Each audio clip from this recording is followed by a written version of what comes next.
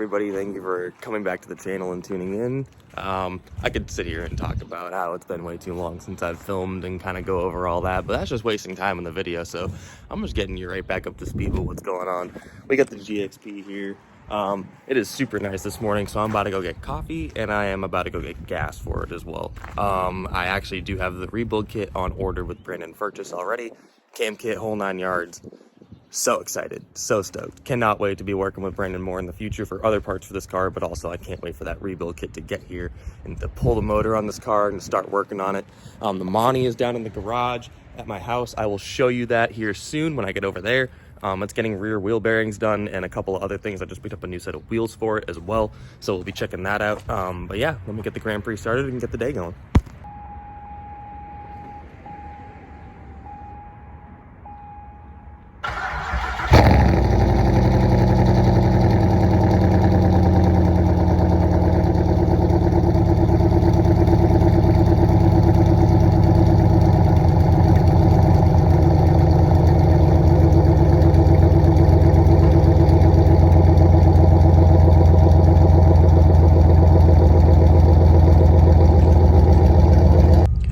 One major difference for a lot of you guys that didn't know from the Monte Carlos and the Supers and everything like that, the Impala SS's to the Grand Prix, we actually got paddles in these cars. So we got that tap shift program from GM.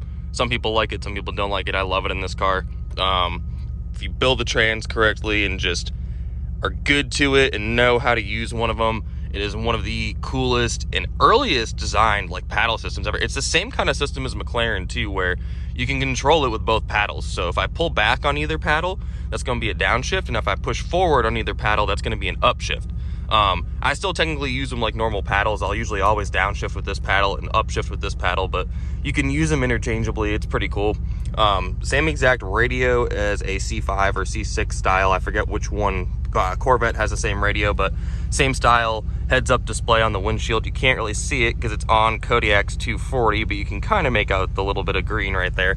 By the way, I will be doing a video on that car very, very soon. Kodiak is building a motor for that car for boost. It's got a cage in it, as you can see from Injuku, and a bunch of other stuff, so very, very cool car. But yeah, we're about to go get some coffee in this thing.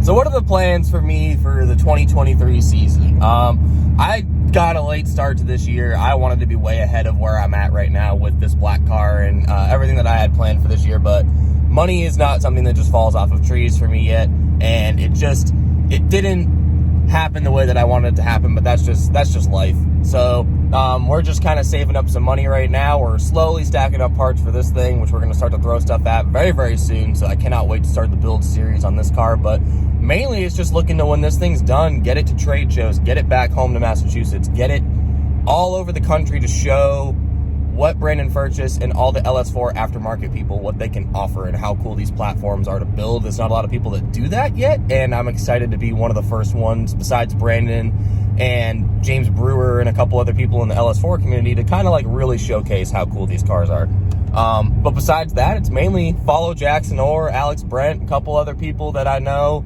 really, really well in drifting, and kind of follow them around this year and kind of see how they're doing. I'm super, super excited to be following NHRA as well. They're doing a bunch of different stuff this year, like debuting Factory X, which is a brand new class to them. Elite has grown even more exponentially and made some really cool moves with their Pro Stock programs, and they're still trying to work on a Pro Mod program and different things like that. So I'm super excited for what this year has to offer in NHRA. But yeah, basically this year we're going to be looking at mainly drag racing, drifting like we did last year, and more so on my own builds, which I'm super excited about because I haven't really done a whole lot. I mean, my friends know, yeah, I've modified a few things here and there, but I don't own a build or anything like that. I've never blown a motor apart and put it back together in one of my own vehicles anyway. So I am super excited to get this black car taken apart and get that whole process moving. Well, caffeine has been secured, and we're gonna give it a little pull because the gas station's literally right up the street.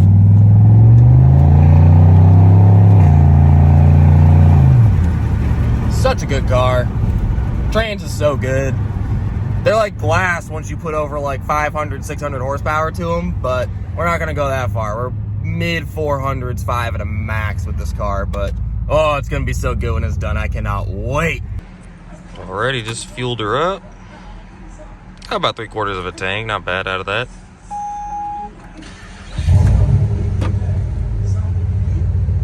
Love that the gauges do that when it turns on too. The Monte does not do that. Alright, let's get back on the road. Gonna let these guys give me a little bit of space. You can see the heads-up display a lot better now on the windshield. Let me give you a quick little second gear ripper.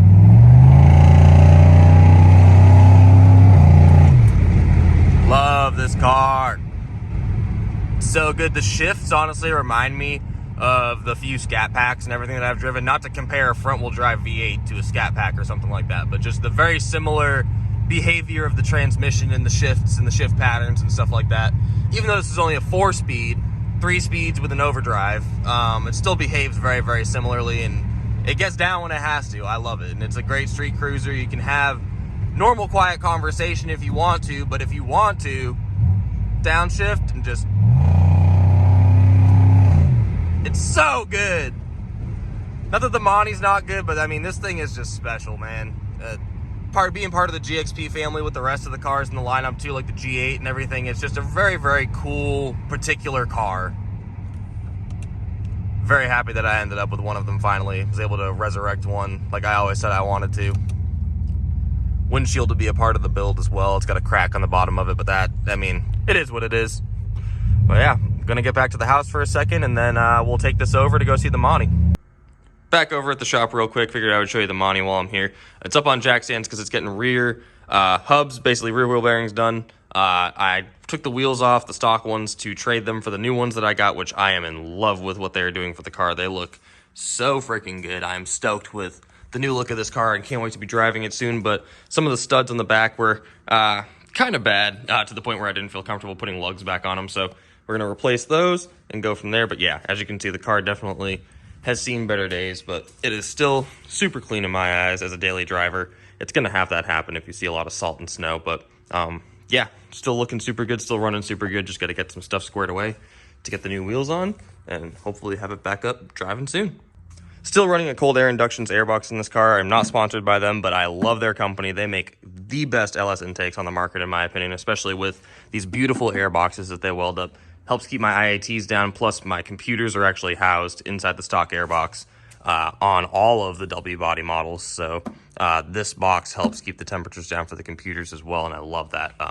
Does great things for the car. I would like to change what temp the fans come on at in HP tuners. That's the one thing I didn't get to do with this car. Last time it was plugged in, I completely forgot about it, honestly.